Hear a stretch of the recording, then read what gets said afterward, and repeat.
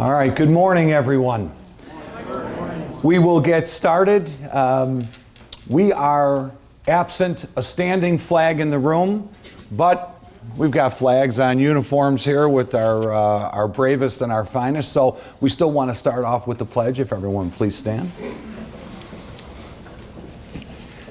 I pledge allegiance to the flag of the United States of America and to the republic for which it stands, one nation, under God, indivisible, with liberty and justice for all. Thank you. Want to welcome all of you to this year's State of the Village address here at the beautiful Silver Cross campus.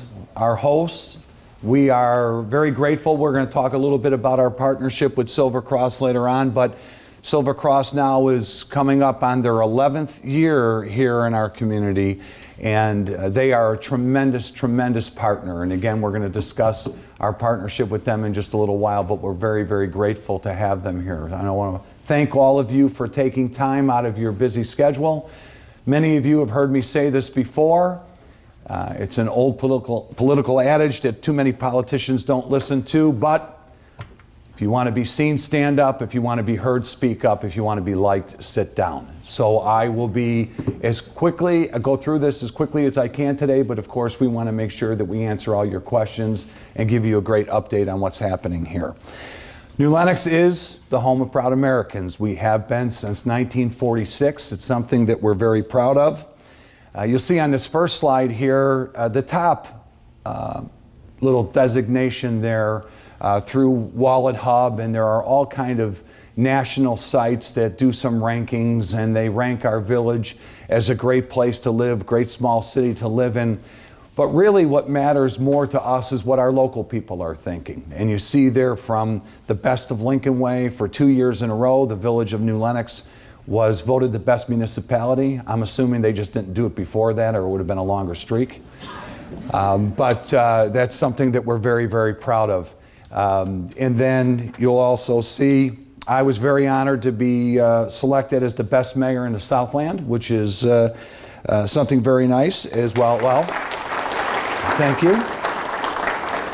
Thank you. I don't know if all the other mayors dropped out of the contention. I don't know what happened there, but and one of the best places to live and the best festivals, which is our Christmas in the Commons, which is coming up again this year, which is really remarkable. Again, honors are very nice, but these mean something because they're voted on by the people of the communities in the Southland, not just in New Lenox, but just like here, Silver Cross is in New Lenox, but it's a regional hospital. It takes care of so many people outside of here. And the reason that I think that we've received these honors is because of our partnerships. Here at the village, it starts with our board.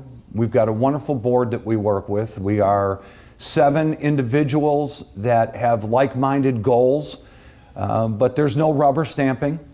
They are a board that is very dedicated to their community, that asks great questions. Everything that happens on camera at our board meetings. We don't have private meetings. There aren't phone calls ahead of time.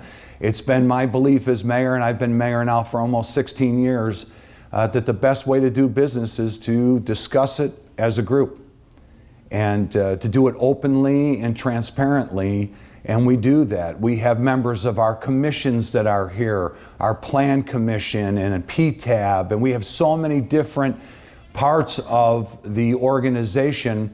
And again, as the mayor, I don't get on the telephone and call those members. I let them do their job. Everybody knows what they're doing. They're professionals. They do what they do. We have partnerships that we're going to go into here with the other local governing bodies. And that is something that is really, really critical. I think if you know government officials from other towns, many of them will tell you that they don't have great relationships with their schools or their parks or their library or whatnot. Sometimes there's some competition or there's some disagreement. We don't do that here. We serve basically the same people. The boundary lines are, of course, a little bit different between municipalities and townships and schools and libraries and fire, but we realize that we're serving people and we need to do that together. And I've been fortunate to be in this community as an elected official since 2001 as a trustee, as a school board president, and now as the mayor. And this is something that we've had for a good couple of decades, where we all partner together, we share resources. And so something I did a few years back that I wanted to bring back this year was having our partners come up and speak. Just take a couple minutes to talk about what's going on in their part of local government, because it is critical to our success. We talked about some of the recognition of New Lenox as a village, but the reality is, why is New Lenox one of the best places to live? Well, it's not just because of what we're doing at Village Hall. It's because people want to come and get a great education. It's because people want to come and have services provided to them. It's because they know they've got great amenities at the parks and the libraries. And so that's why people come to this town. So when they say New Lenox is the best place to be, it's because of all of these people that are going to come up and speak. And so we're very, very grateful to have them here. We're going to start with Cass Wendland, who is the executive here of our New Lenox Township. Cass, if you'd like to take a couple moments and give us an update on what's happening with the township, we appreciate it. Thank you very much. And I appreciate the microphone, because when I walked in here, I was talking to Emily up front, and she said, "Oh, there's a little microphone down by the laptop," and I'm thinking, but then the mayor stood up, and everybody could hear him perfectly fine, and then I noticed this little microphone he's got on his tie. So, thinking about how this is going to work. Am I going to have to speak loudly, or am I going to have to bend over like I'll look when I'm about 97? Or will they give me a microphone? So I appreciate this. Also, something you said, Mayor, is that this is the 11th anniversary of this hospital opening. And I realized the last time I was in this room was at the grand opening. And I said something to my wife at the time. I said, well, you know, we'll never see this place like this again. There was a band going in here. There were cocktails being served. In the emergency room, there were stations in the individual examination rooms which had different types of food, different servers, and everybody's cocktailing walking around. And I said, literally, as long as I live, we will never see this again. And that's been true, but thankfully we have this hospital here. A lot of people know what the township does from a bigger perspective. They deal with it the way they deal with it, and what matters in their lives. We all have homes. Many of us have investment properties. So our assessor's office, you're thinking that's important to me. I might have gone and talked to her about my property assessment. We each get our tax bills, and no matter who you are, you're concerned about when you get your property tax bill. Our assessor assesses over 17,000 parcels. Does it with a 1.0 multiplier. For those who don't know what that means, is that the state says that she does it so fairly, and for her entire tenure there of 20 odd years, has done it so fairly that we've never received a multiplier in New Lenox Township. If you do have a problem, you can go there and you can talk to her, and 95% of the time, I'd say 99% of the time, you can get that worked out. Another way, a lot of people familiar with the township, is as far as our road highway department. Along with working with the village, and they have to work hand in hand because these roads intersect, and sometimes you're taking care of that department's road and they're taking care of your road to work together. But you'll find, just like the village roads, your roads are plowed first, early in the morning on these winter days. When you go to work in the morning, for some reason your roads in New Lenox Township, the village of New Lenox, are plowed at 5:30 a.m. and you go to an adjoining township, and I just got the 2-minute warning from Nancy, and I haven't even gotten started, okay? And I guess it's a hazard of my other occupation, in which I tend to run at the mouth. And I was going to tell you about all these other wonderful things, and I do want to get to one thing, okay? Because there's so many other services in the township, and I wanted to tell you about them. But one of those other services, and just one, there are about 6 others I was going to tell you about, is our New Lenox Township Food Pantry, okay?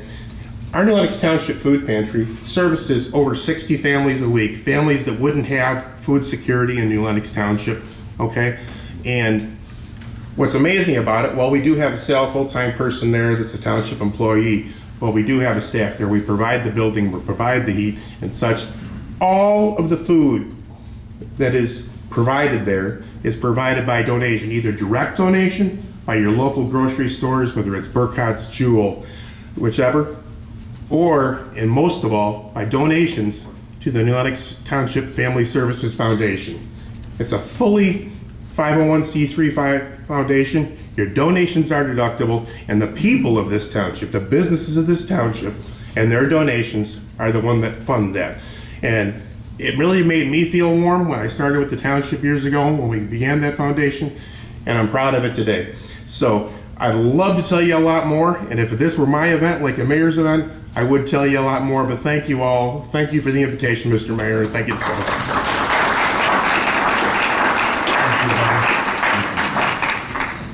Shouldn't have started with the lawyer, but he's a good one, though. We appreciate it. The township does do so much more, and the reality is each and every one of these groups that are going to be represented today could take a full hour and then some to talk about all the wonderful things that they do for our community. So we do appreciate the partnership. Thank you so much, Cass. Next, we want to talk about our New Lenox Fire Protection District. Again, many people don't understand, and it's different from municipality to municipality, but we don't have, as a village, our own fire department. We've got a fire protection district, and they have their own board, and they do wonderful work here. And Chief Adam Regal is here to give an update on the fire department. Chief?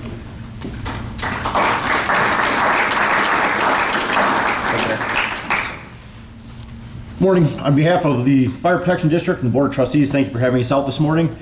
I do want to just give you a quick overview. I will try to keep it short and sweet for the mayor to keep it going. We do run 4 fire stations in the district. We respond to just over 5,000 calls for service last year. We're on pace to be about the same this year, which is just going to keep going up with the village growing, which is a wonderful thing. We have continually grown with the village. 2018, we did pass a referendum, which has helped us staff. And in the last 2 years, we've hired 18 full-time firefighters to keep up with that growth. So we are continually growing. We are an ISO Class 2 rated fire department, which is one of 1,772 in the nation, which just shows that our progression and our training keeps up with the nation. So we try to keep on the front lines of all that stuff. And with that, we have been constantly replacing our fleet. After 2018, our fleet was in disrepair. We have been able to replace everything. We actually have an engine and ambulance on order, which unfortunately with the current events in the world, won't be delivered for another 2 years, but with that second engine coming, we will have a completely replaced our fleet and added to our capital during that time. We are active in all the special teams. We're part of MABUS 19, which is a group of fire protection districts and fire departments from around the area that does dive rescue, hazardous material response, tech rescue response, just about anything that is abnormal. So if somebody calls 911, we have a group that can handle it, and our members are all active in that. We also have a very active life safety division. They do everything from inspections of businesses to try to keep things safe for the citizens, to we have a life safety educator who goes out and meets with all the public. She's in all the schools with our fire protection district employees, and especially in the special groups. She's involved in triad, safe communities, getting out and helping people. We have a Knox program for seniors, which allows us to be able to get into buildings of senior citizens if they fall and be able to access their home without any damage, to be able to help them and lock up their building when they're done. We also have a multitude of other programs. If you have any questions, we do ask that you just reach out to us. We're available all the time at our fire station on Route 30. If you have any questions, please stop by. Thank you.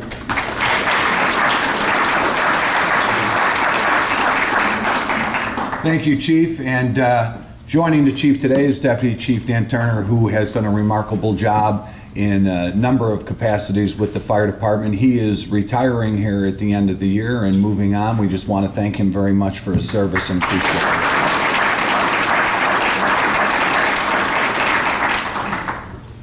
You know, I was surprised just a few years back in this day and age where you can find anything on your telephone or anything on your computer. Our library is so essential and is thriving with the services that they offer. They are not only a wonderful partner to have in our community, but they're right in our village commons. which sometimes drives Michelle a little crazy because we're always throwing on some event or another, but she's always willing to accommodate us and help us out. So I'd like to ask the director of the New Lenox Public Library, Michelle Kluswick, to come up. Thank you, Michelle. So you're accessing your phone. You're accessing information from your phone. Absolutely. This is my backup in case I get nervous.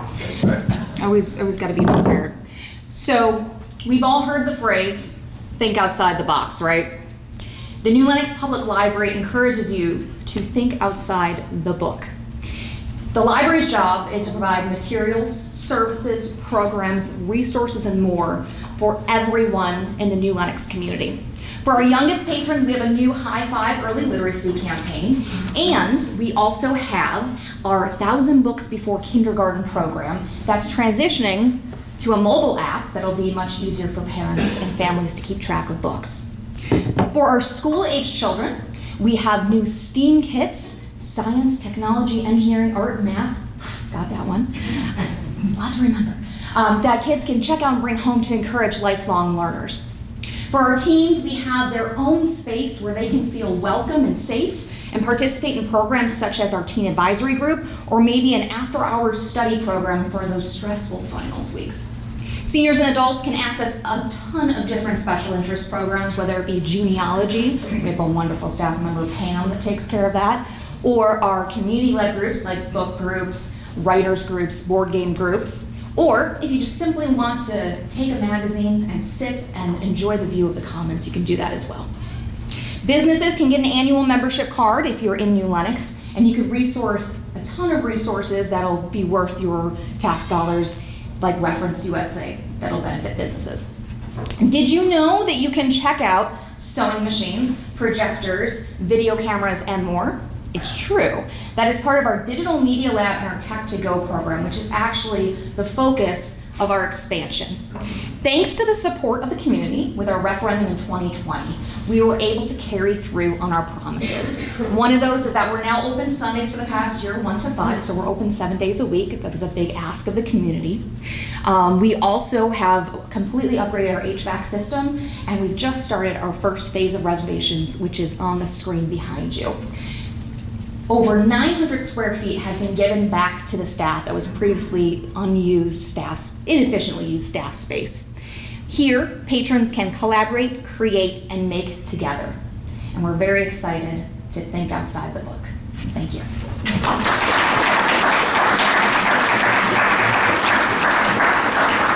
Thank you, Michelle. It's amazing work you're doing over there. Also, one of our partners in the Commons who took over the old Village Hall and Police Station is the Executive Director of the Park District, Greg Lewis. Greg? Thank you, sir. Of course, buddy. So much material, so little time.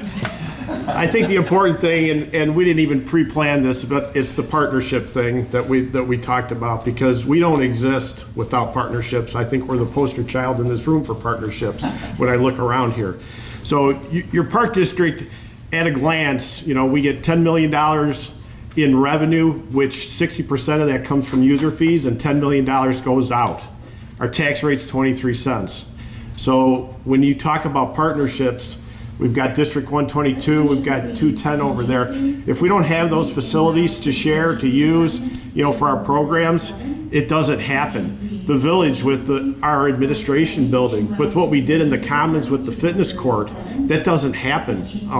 It's the partnership. So we're totally dependent on that. As you go down, we're so much more than just mowing grass anymore. I mean, you can see on the board all the different phases. I'm sure several people in here have been at the Sanctuary Golf Course, top notch. Our recreation programs that we run, Lincoln Way Special Rec is our partner for individuals with disabilities. The house, their home, their gym is here in New Lenox. We made that happen. So that's what we do. Big important piece of this for our development comes from matching funds from the state of Illinois.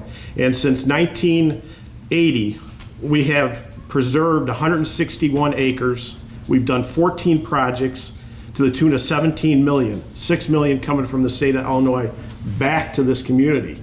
I go, That's the only way we make it happen, and we work really hard at it. As you can see, we have a small staff, and we're totally dependent on volunteers, about 350 in our programs, and then take the athletic associations, 5 athletic associations.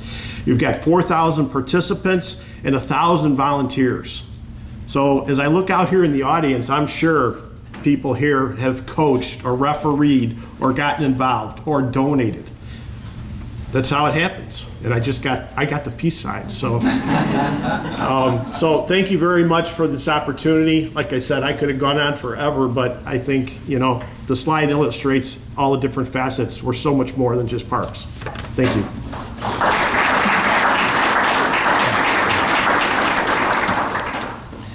Thank you, Greg. We certainly appreciate it. They are so much more, and Greg can show you out on a golf course how to shave a couple strokes off your game with his foot wedge. I'm teasing, he's pretty good. For years, I moved out here in 1994, and for some of the people in this room, I'm still a newbie. But we moved out here for our schools. I have 5 children, and at that time, my oldest was going into kindergarten, and he and my second attended Schmuel School for kindergarten over at, which is where the Walgreens is now at Schoolhouse and 30, and now Schmuel is across the street as a great little museum. But we moved out here for the schools. I didn't know very much about New Lenox. As a matter of fact, it was my father that told me, come on out here, and I've told this story before, and I was driving down, I remember going down Francis, and I saw a couple cows. And I grew up on the south side, and I called my dad and I said, where are you sending me? He said, trust me, it'll be worth it. And he was absolutely right. And so our next couple of partners we want to talk about are from our school districts. Dr. Scott Tingley is here, the superintendent of Lincoln Way 210, and he does just an amazing, amazing job for our students and for our community. Dr. Tingley? Good morning. They gave me 2 slides, but I'll stay under 2 minutes. Really quick, just on the academic front, once again, we were just recognized, all 3 schools, as exemplary. What that means is we're in the top 10% of all high schools in the state of Illinois, so the top 60. Very proud of that achievement. That's done independently by Illinois State Board of Education. At the same time, we are still the lowest spending per pupil high school district in all the collar counties, so that's something we take pride in. One of the board goals over the last several years has been to restore our fund balances. Many of you know there were times when we were borrowing over $30 million to operate, roughly 30% of our annual budget. We've now flipped our fund balances over $40 million in the last 8 years, or in the last 5 years, about $8 million a year, so we're in much better shape. In fact, the Illinois State Board of Education has given us financial recognition each of the last 2 years. That's the first time in our history we've been able to do that. That's something we're going to maintain. And then the next slide, very briefly, we had issues with our long-term debt. There was no secret about that. The structure was not appropriate for where we needed to go, and we had a closing window to get those bonds restructured. First thing we needed to do was reestablish our bond rating. Last year, about this time, we were able to receive an A+ credit rating from Standard & Poor's. That helped. We then began the process to sell those bonds. We did a forward sale last winter of more than $130 million at 1.76%. So we got within that window. We knew rates were changing. We got in right under it. We did not close those bonds until this past October, just last month, but we were able to lock in at 1.76%. Throughout this process, we took $3.5 million of operating funds and put it directly to the bond payments to pay off a little bit of that spike of $3.5 million.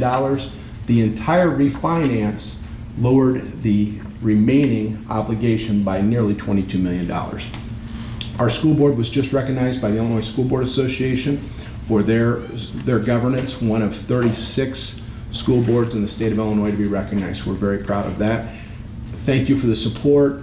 The community is wonderful. Partnerships are wonderful. Thanks for giving me my 2 minutes.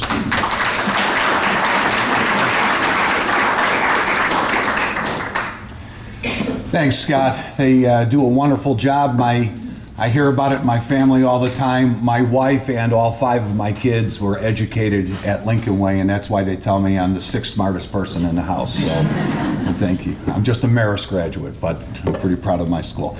Next is our grade school district. Dr. Lori Mach is here.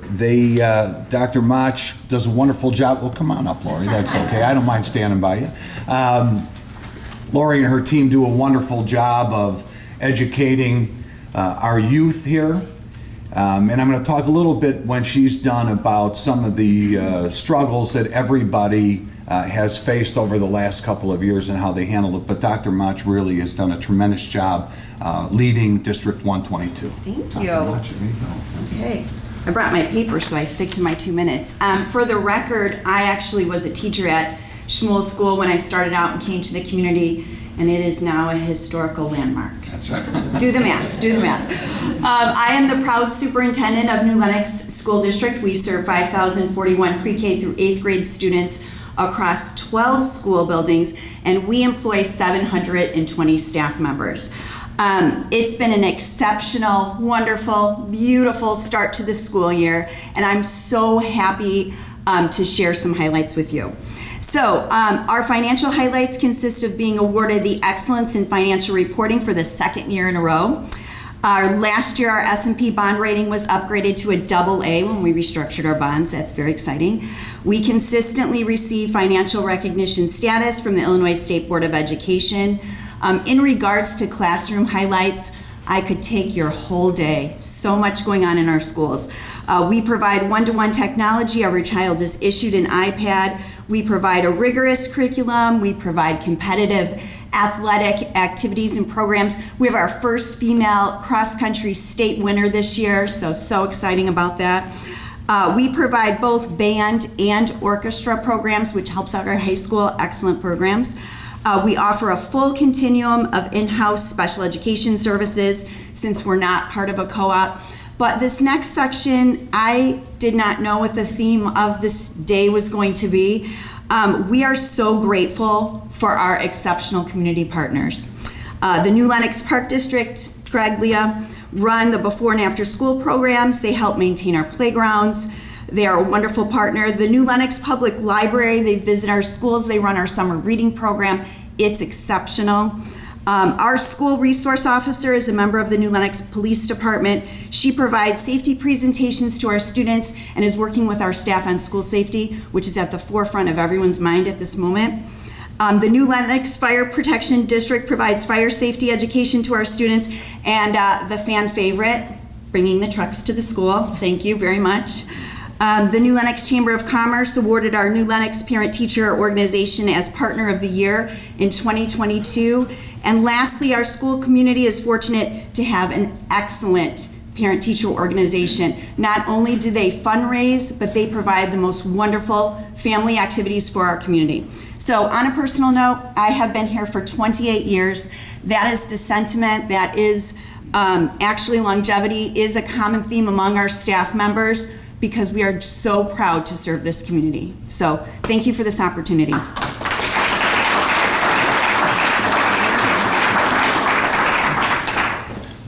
Thanks, Lori. What I will tell you, and I'm going to go into mine because I am fortunate enough to not only be the mayor of this community, but I am in, like Silver Cross, my 11th year of being the superintendent of Union School District 81, which serves the Country Creek portion, or part of the Country Creek portion of New Lenox, our students.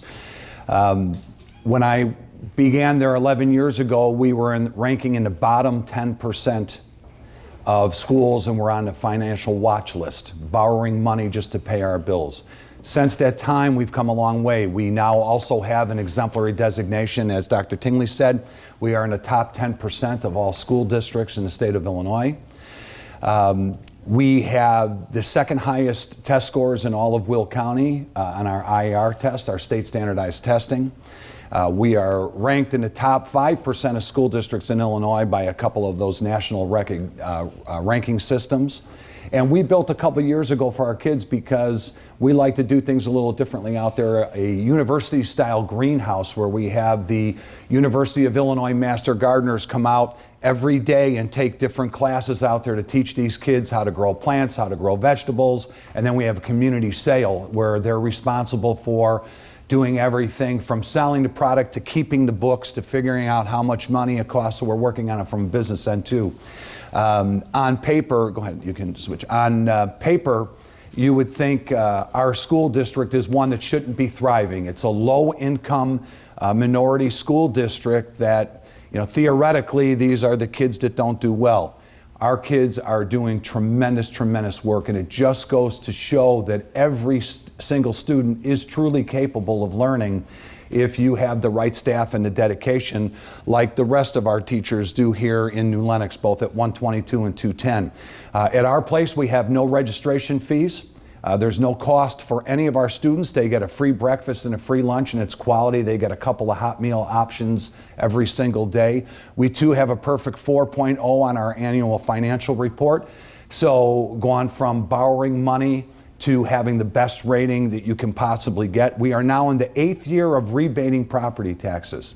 So for our realtors in the room, I think that's very important to know that we make up, the grade school district makes up 44% of the tax bill in Union School District. We last year rebated 72% of that back to our people. We are, December of next year, we will be debt-free and we'll be giving 100% of the property tax back. So if you live in Country Creek in New Lenox, you will get 100% of your grade school portion back, which is 44% of your overall tax bill. The Village of New Lenox, which we'll talk about, is giving 100% of the property tax back, which is only about 4%. But if you live in Country Creek, in our portion, you're going to get about half your total property tax bill back.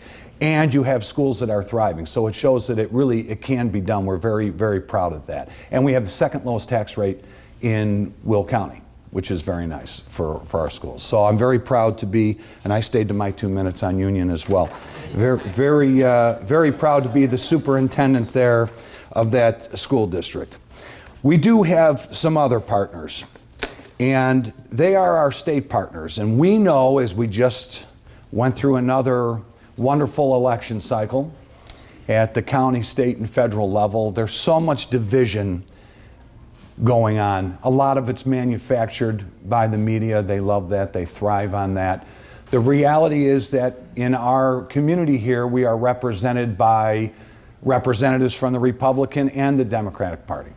I can tell you that we've been very fortunate here to have great relationships with both sides of the aisle that have benefited our taxpayers. I'm going to talk about the Safety Act in a moment, but I'll skip to the grants received. Just recently now, we've received almost $1 million from our state partners for our Metro train station, for acquiring property at Haven and Cedar, where we're going to be putting in a roundabout, and for some police department operations. Those were our local representatives that brought that home, and I'll tell you why that's unique, and I'm always very honest and blunt when I talk about these things. New Lenox is typically seen as at least downstate in Springfield, as a more conservative Republican area. And as we all know, state government is run by Democrats. We have more Democratic representation in New Lenox and Springfield than we do Republican. Yet we still are the beneficiary of funding from Springfield because we have those relationships. We were the first ones working with the county to have I-80 fixed at Route 30, to have that portion there done. Because as the mayor, I may have my own personal beliefs, but I represent everybody. And so it's not for me to be playing party politics as the mayor. It's for me to work with everybody to make sure all of our people are represented. And our representatives have done well. And that leads me to the Safety Act. And that's something that I've been discussing locally and nationally for several months now. It's something that I'm very concerned about. I'm sure you've all heard about it at this point. Again, the media tends to either overblow it and say there's going to be a purge January 1st, or says, well, no, there's no big deal, there's no crime in Illinois. So the reality is there are major problems with this Safety Act, and it is something that is of great concern. Even our law enforcement here locally, we talk about this, I talk with the chief in his administration, you have to grow. There has to always be growth, there has to be change. So having some sort of reform makes sense. There are things that we can all support. But the pendulum has a tendency to swing too far in one direction or another, and this is a perfect example of swinging way too far. This is not just about saying people in poverty should be treated differently than people who have access to money. The Safety Act says, go ahead and commit heinous crimes, and we're going to let you out and hoping that you show back up for court. It's putting a burden on our state's attorney's office and on our police departments to not only show probable cause that somebody should be held, it's showing you must show guilt within 90 days. Well, when we're talking about getting DNA evidence, when we're talking about getting witness statements, it's not possible for these things to happen. So we are working with our state partners, and I can tell you that our 2 state representatives and our state senator, Pat Joyce, none of them voted for the Safety Act, and 2 of them are Democrats. So we have that kind of support down there. We're continuing to work, and we're hoping that in a veto session or shortly thereafter, that this can be resolved where they can pare it down and keep dangerous people off the street while still not making poverty a crime. So we're fortunate to have good partners like that, and we hope there's some compromise, something that you don't hear of very often in government anymore. But we're working on it. We're working on it, and I want to thank them for that. I also want to take now a moment to talk about our staff. Kirk Carroll, our village administrator, is here. We have many members of our staff here. As a village board, I talked about how we work together and we do things, but the reality is we then turn it over to staff, and there's always something happening in New Lenox. And our staff, our boards, our commissions, they do tremendous work of carrying this out in a very fiscally responsible way. They provide services. Government's #1 job is to provide services. And New Lenox, as Cass talked about snow plowing, and we talk about our police department and our village hall staff, they provide incredible service while giving 100% of your property tax back. So I just want to say, Kurt, thank you to you and your staff for everything you do. You guys do an amazing job. We certainly appreciate you.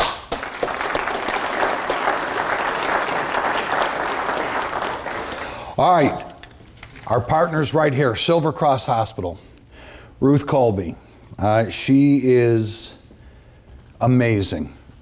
No, absolutely amazing. When Silver Cross was still in Joliet and came to my office, probably 14 years ago, 15 years ago, right as I was elected mayor, and said, hey, we want to build a replacement hospital in your community. At that time, there was still delusions of grandeur that this was going to be 2 million square feet of retail up here and all of the great sales tax it was going to provide. But very quickly, myself and our board and staff realized there is nothing more valuable than quality health care. And Silver Cross had had a decades-long reputation of providing quality health care. And at that time, again, it was going to be a replacement hospital. And we said, by all means. And we went down and we fought with Silver Cross for a certificate of need and made sure. We had a lot of people fighting to make sure they could come to this community. And there was a fight, there was a battle. But fortunately, we prevailed. And as we all know, Silver Cross is so much more than just an incredible hospital. They are so much more than a replacement hospital. This is a medical campus. This is a medical campus that continues to grow, that will continue to grow for many years to come. And you see a list of some of their partners that they have here, whether it's Lurie Children's Hospital or Rush or University of Chicago, the Oncology Center. Now, you don't have to travel downtown for the most serious of illnesses and diseases, you can be right here. You can come right here to be taken care of. And when you have a family member that's sick, you want to be close to a loved one, how nice is it that this region has got this tremendous hospital that they can come to? Ruth is so much more than that, though. Ruth is someone over the last few years with COVID, with all the uncertainty, constantly on the phone, constantly a communicator. And what I wanted to talk about with all of our partners that we've discussed here today, and include Silver Cross, the one thing that's very unique about this town is that our leadership doesn't play politics. We are not interested in saying or doing what people will think, oh, okay, I like what I'm hearing. We're interested in facts. We're interested in providing real service. Whether it's at the village board, the parks, the library, the fire, the township, or the hospital, we don't stick our finger up and gauge the political winds and say, well, what's the best thing to say right now? We say, here are the facts. Here's what's happening. Here's what we need. Here's how we're going to provide services. Each and every board, that's why we work so well. Because we are here for the community, we're here for the people. We're not interested in putting a spin on it. We live in an age of spin. But we're not doing that here. I can tell you there are a number of times that all of our boards or our hospital have felt pressure from people. Heavy pressure from people. That lesser elected officials, lesser administrators would have caved under. But they didn't. They stood strong and they did what's best. And when you look at these slides and you see all the accomplishments of all of these different groups, they wouldn't have accomplished that. This hospital wouldn't be thriving the way it is if they caved or moved with the political winds. They stood strong and did what was right, and they continue to do that. And I couldn't be more proud to be the mayor of this town. More importantly, I couldn't be more proud to be a resident of this community. It is just such a wonderful place to live and to work and to serve. So thank you, Ruth, for everything that you do. And again, to all of our partners, we certainly appreciate you.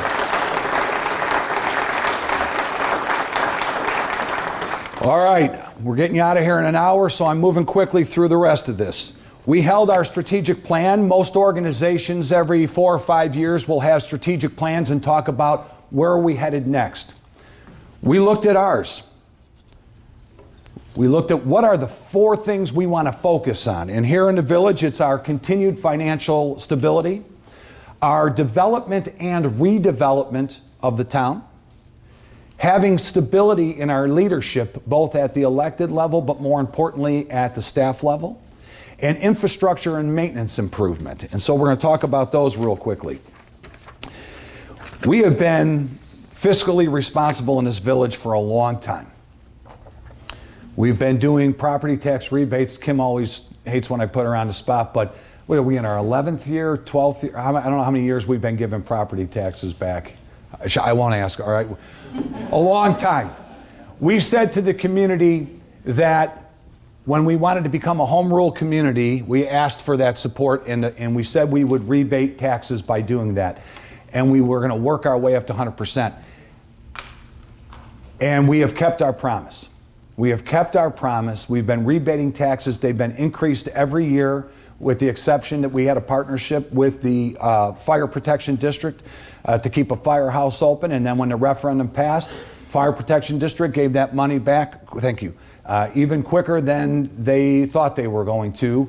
And so we just in turn have given that back to the community. So we not only rebate 100% of the village property tax, but you can see we've got 10 and a half months worth of reserves.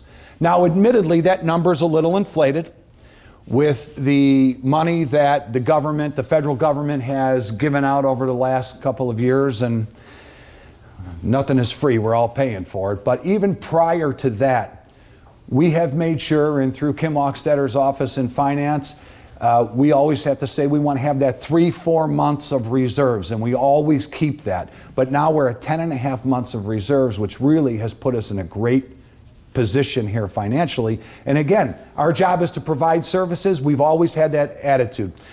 We're going to take the tax money we need to provide the services and give the rest back to you, and that's what we're doing. So I'm really proud of our finance department and all of our staff that has to run lean budgets as long as they're providing the services, and they do a great job working with Kim. I want to talk too, I see Laura Rule over, or Laura Zelinskas. Boy, Laura, I'm sorry, don't tell Paul, I'll be in big trouble. Our village clerk. We believe in our democracy. We want to make sure people have an opportunity to vote. It's a big burden on Laura Zelinskas, our clerk, and our staff to run early voting, but we do it. And we do it unlike anyone else. We open for 2 weeks for early voting before elections, and we're open to the county. She doesn't like me to announce that, but we're open to anyone in Will County, not just New Lenox can come and vote, but we believe in the process and how important it is.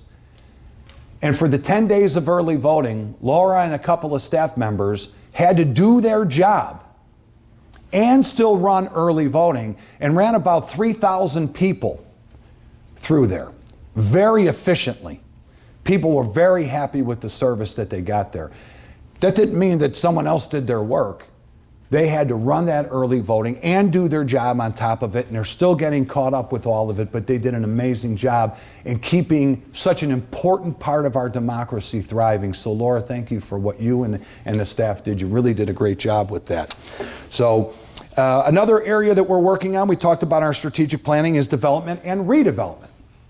Our community is 76 years old. So we are dealing with redeveloping areas as well. So you will see an area over here that we talk about, and I love, even with my reading glasses, I don't think I could read this, but we're looking at the area over now. We're acquiring property over at 30 and Haven, from 30 to Haven, from Cedar to Church Street. We're acquiring property over there, looking to redevelop it. There's some businesses over there. If they want to stay and be a part of that redevelopment, that's great as we bring it in. But we redeveloped on the north side of town, where the Starbucks and the Joey's and the CVS are located. And by doing that, we got rid of, I know it was difficult for a lot of people to pit stop, so that was tough. But there was a cleaners over there. There was a restaurant that had not been in business for many, many years, and there was an underperforming gas station.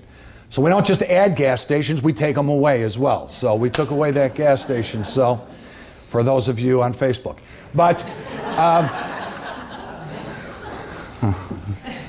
anyhow, but we not only created jobs and amenities, but we take the sales tax for that to pay for the new train station that the riders desperately needed.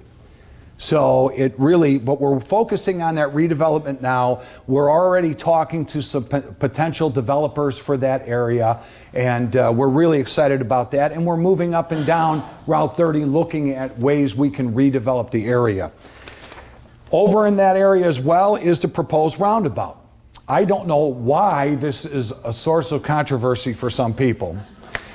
But if you've ever been in an area where there are roundabouts, in a lot of states there's a lot of roundabouts, it is the most efficient way of travel. And if you've ever been at Haven and Cedar, okay, people say, well, I never saw an accident there. You never will see an accident there, because everyone just stops and stares at each other, says, are you going? No, you go.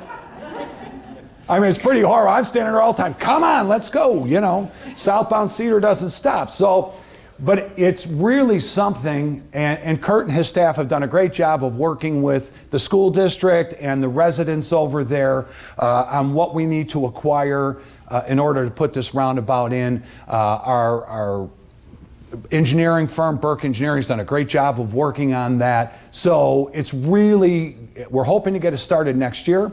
It would have already been started, but because we wanted to get additional funds, we're working with Will County Governmental League. I don't know if you are here or not, but we're working with Will County Governmental League, as well as our partners from the state. About 80% now of this project will be funded with outside sources.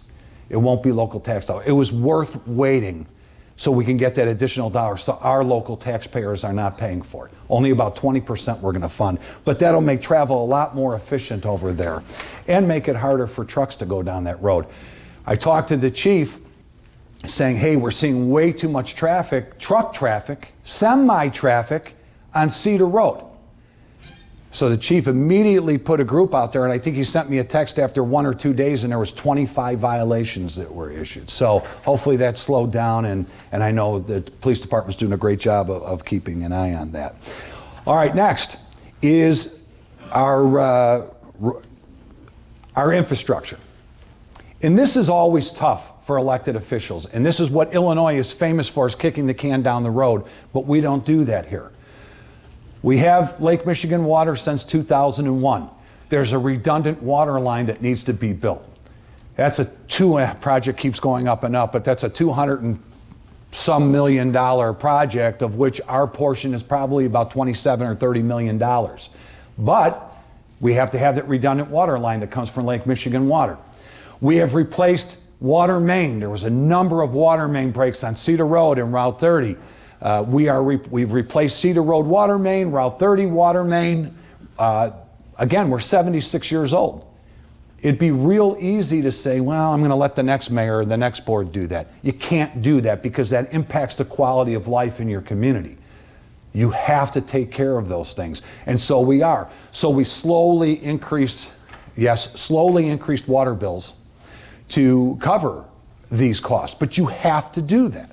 And I had these conversations with Kurt and with Kim, and we talk about, yes, nobody likes to, as an elected official, increase bills.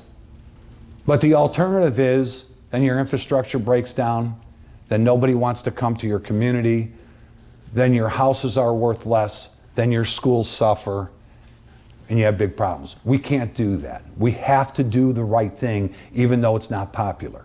It's another great Facebook topic, is people's water bills.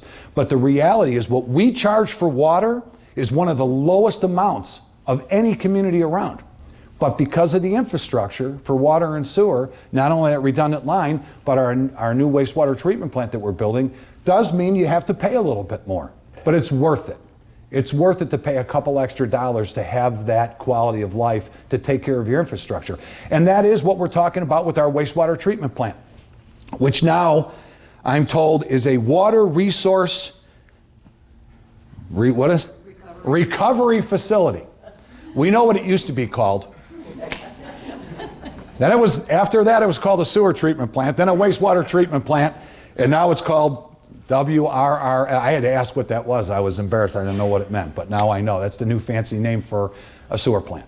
But we're going to close the one down at 30 and Cedar, which I'm sure made sense 50 years ago when it was built, but now as our community has grown, doesn't make sense anymore. We're going to close that down.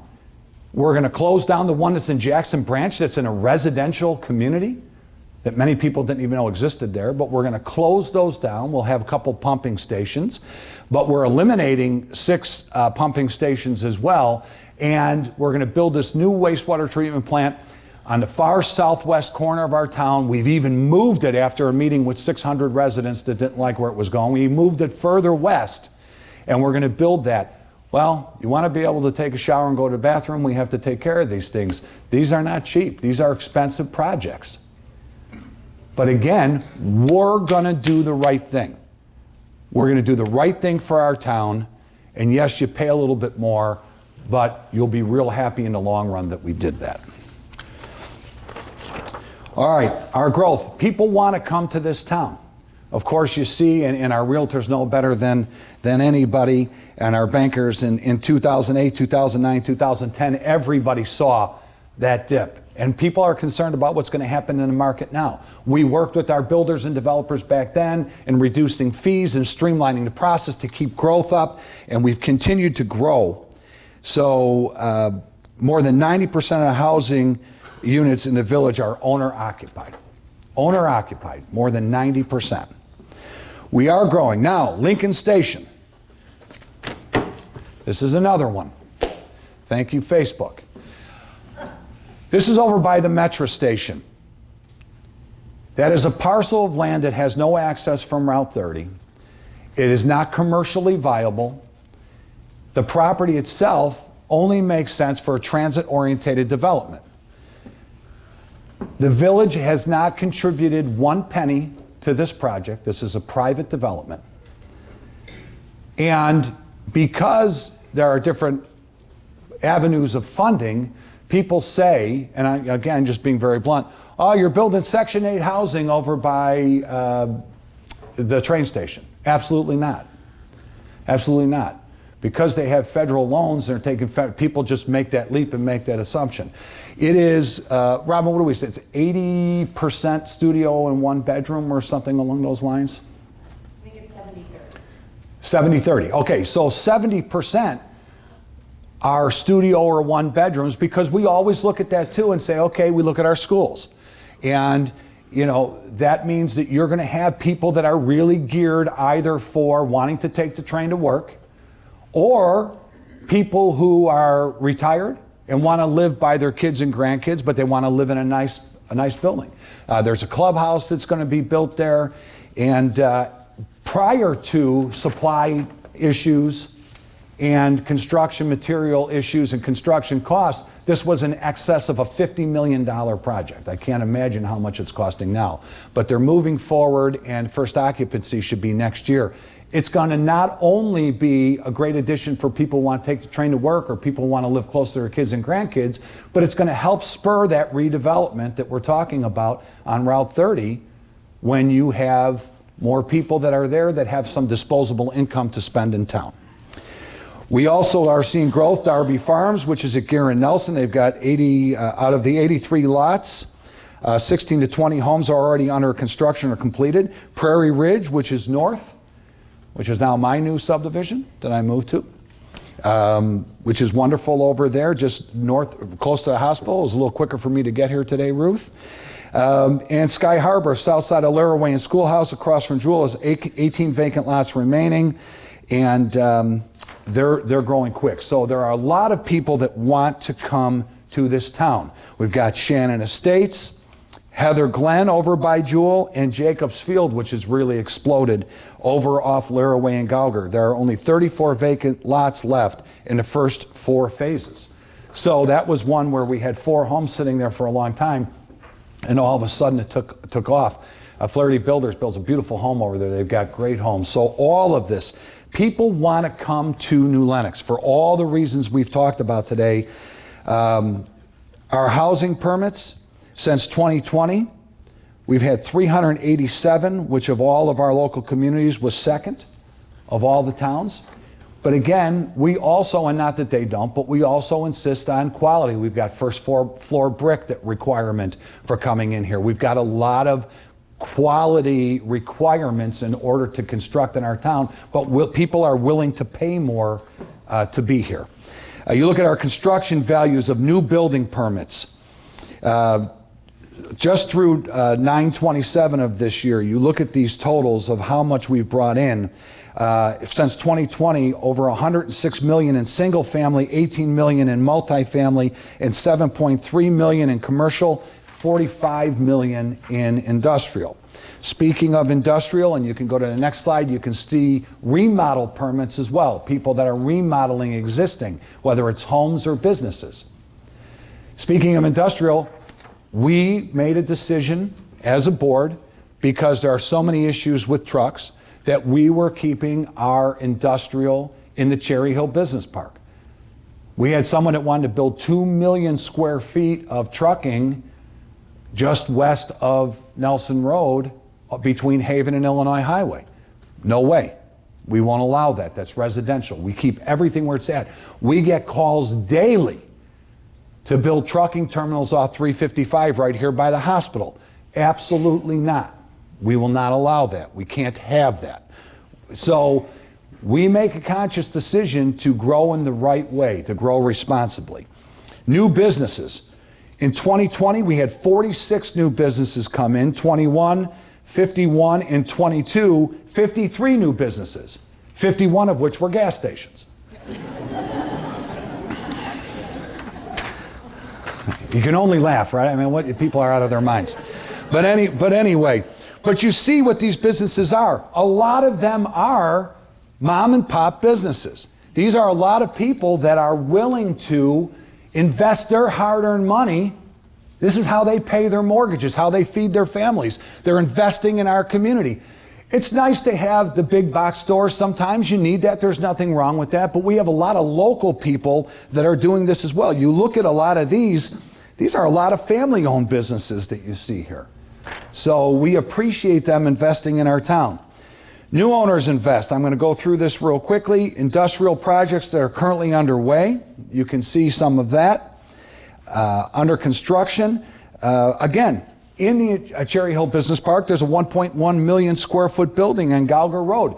There isn't a tenant for that yet, but the builders there have so much confidence that people want to come to our community that they are putting it up ahead of time. And we're grateful that they are. All of that's important. People do complain about trucks, and then they go to Amazon and order 50 things for their house. It gets here by truck and train, but people don't like trucks and trains, but they're important. So, we're glad to see that kind of growth. All right, other new businesses. A lot of chicken, too. We get a lot of chicken places. But you see, Casey's, you get your taco pizza, chicken and spice. I mean, you look at the different businesses that are coming here.